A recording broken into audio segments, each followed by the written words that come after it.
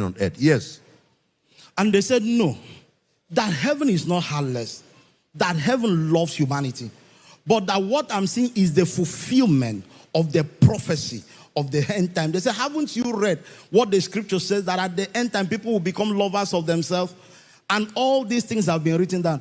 And they said, if everything that was written down doesn't take place, take note, rapture will not take place. And immediately they said that they showed me so many other things, but they took me away. We started descending into a tunnel.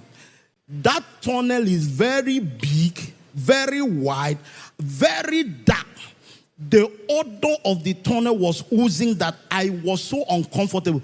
It was as if I'm being put into fire, the heat I was feeling. And I started begging them. I said, please, take me back to where we came from. I don't want to come here with you people. They said, no, Victor, you need to follow us here for you to know where we are taking you to, how it looks like, what it feels like, and what brought people here. I said, please, let's take another way. They did not speak again to me. And they talk only when they are permitted. They don't talk when they are not permitted. They don't engage into discussion with me.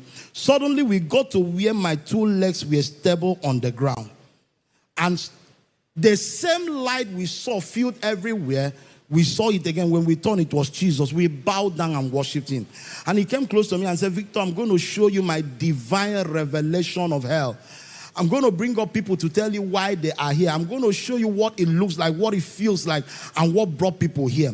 I'm going to show you where demons are having meetings and the covenant that a lot of people from the world are having with the kingdom of darkness. And suddenly I could only see where I was standing to be the beginning. I couldn't see the end of it. It was so wide, like an endless water. And I became scared because I felt like I might be thrown in there. And suddenly, they brought up the first person. And I asked him, why are you here? And Jesus said, so I hope you are getting the gist. This fire is liquid fire. It's not like bush fire. Anyway, go ahead. The fire burns like it's just like a volcano. And every moment of your life, there is heating up more and more, more and more. It doesn't reduce. And suddenly, when they brought up the first person, maggot was entering his nose, entering the mouth, coming out of the anus. He became restless. Anything called hole in his body. They were worms and maggot. And it was so terrifying that I couldn't look. And Jesus said, look at him. And I looked. He said, look at him very well, so that you will know what people suffer here. And I looked, even when I was shivering.